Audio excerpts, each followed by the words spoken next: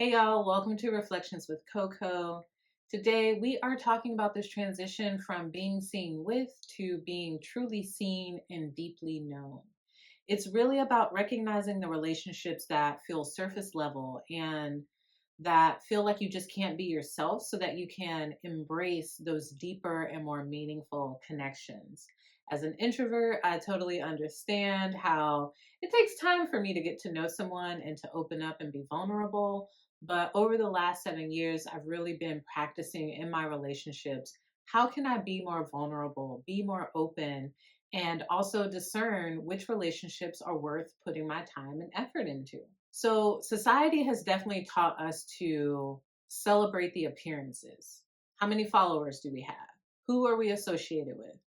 But this is really about how do we start to peel back the layers that expose us not only to the people outside of us, but also it exposes us to ourselves. This is really about, are the people in our lives right now really truly seeing us for who we are? Are we fostering those genuine connections? Are we stuck in this, performative space where we aren't being seen for who we are, or we aren't being nourished in those spaces? So stick around because I'm sharing 3 tips that help you kind of identify what a superficial relationship is and how we can move away from them. So here's the big question: what does it mean to be truly seen? Being seen with someone is often about optics and what does this look like to the outside world. And so when that relationship is being built or you start to reflect on it, you might find that it's about aligning to societal's expectations.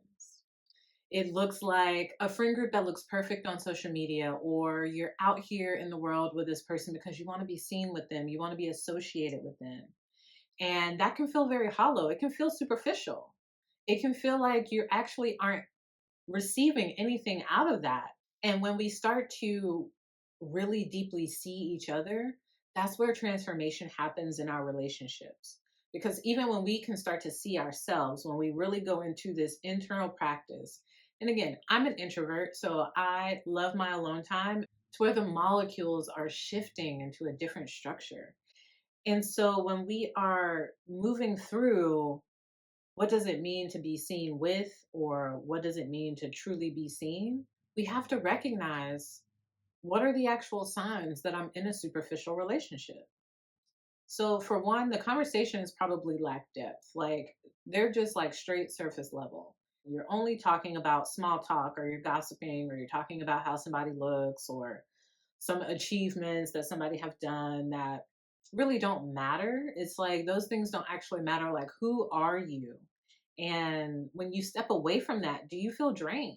You have no clue what you just talked about, but now there are like a lot more questions that you have. And I mean, this can be personal, this can be professional. Y'all apply it to wherever you are in your life right now. But just thinking about, what does superficial relationship look like? And when you step away from it, do you feel exhausted? Because more than likely you weren't able to be yourself. And when we're not able to be ourselves in the relationship, it really depletes us of our own energy. So you might be hiding your struggles, you might be hiding those challenges, you might even be hiding your own personal achievements of what success means to you out of fear that this other person may not welcome it or accept it. But like, if you can't just be yourself, if you can't show up in all of your emotions, if you can't show up in ways that feel healthy for you, like maybe you're doing your own internal work and you know that you want to be able to express yourself honestly and directly. And if you can't do that, then maybe that relationship isn't for you. And maybe it's time to really think about, what is important about this relationship that I want to stay connected into it? Where is the love and the trust and the depth to keep me connected to this space? Because there is this need for emotional safety. There is a need for belonging, for trusting and authentically being there for yourself and for the group or the person. whoever you're interacting with. So now that we've identified what can create very superficial relationships, what do we do once we notice them? Here are three ways. You can start with vulnerability, like really connecting to your own fear and your own passion and being able to share that with others. That is where we allow ourselves to be seen and to be in a space that feels like something, and allow the other person to respond, because it's almost like satya from yoga, one of the yamas. When we're able to be vulnerable in spaces and we hold the space for other people to be vulnerable, that's where we can start to really transform our relationships. That's one of the places, at least. And from there, we also set our boundaries.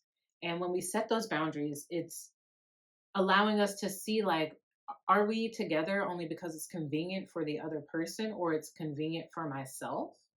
Because it takes some self-awareness as well to really make sure that we're being ourselves and also showing up in a way that holds space for other people to be themselves. So as we say no to relationships, that can feel very icky, but it also means that you can check in with, are you feeling drained from this relationship? Which leads us to investing in relationships that are reciprocal. Focus your energy on the people who are putting effort into you. Focus your energy on the friends who check in and who celebrate you. And when I say celebrate you, like, they really celebrate you. They're like, babe, that was awesome. Let's keep doing more of that. How can I support you? Let's have a celebration. What do we want to do? Let's get together in our PJs and eat brownies and watch a funny movie. Like, celebration doesn't need to be popping bottles like on yachts. I mean, I'm sure that's great and fun. I've never been on a yacht. I've been on a large boat, but I've never been on a yacht. It could be dope. I don't know. I've never been there. I don't have that experience. But if you do, maybe you enjoy it. But are you surrounded by people who are meaningful? Because being on a yacht with some superficial people, you are on a boat in the ocean. Do you really want to not be yourself on a boat in the ocean or the bay or wherever you are? Okay, let me come back. But these deep relationships are built on mutual trust and care and respect. And so really having those three things right there can help you start to develop those more transformative relationships where you feel like you're being valued and that you're being seen. And so when we start to be in that space of, I'm going to value this thing, I'm recognizing this relationship is superficial, I can make this choice to start to shift this relationship. If it's reciprocal, they will also make the choice to shift how they show up in the relationship. But what if that doesn't happen? Letting go of that friendship or that relationship can come with a lot of icky feelings. So you might feel guilty, you might have some shame, you might feel like there's a fear of being alone. Like, oh, I'm going to be alone. How many more friends can I lose? Trust me, in 7 years I lost a lot of friends. But were those people actually friends? Is the reflection of what I was having today.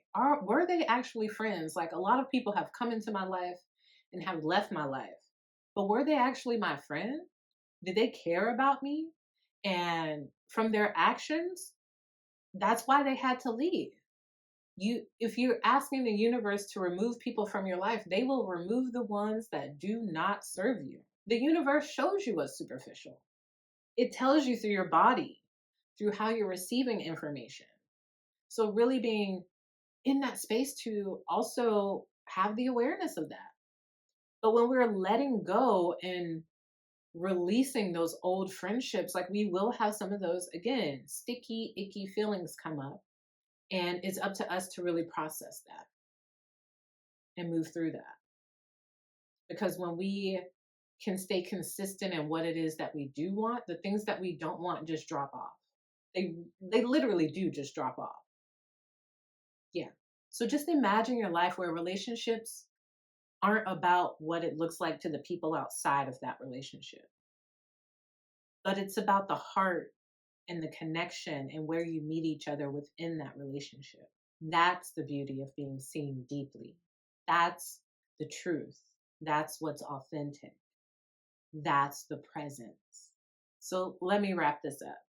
The most meaningful relationships that you have are the ones where you can show up in your true self, where you feel valued, you feel seen, you feel supported, and like you belong in that space with that person or people.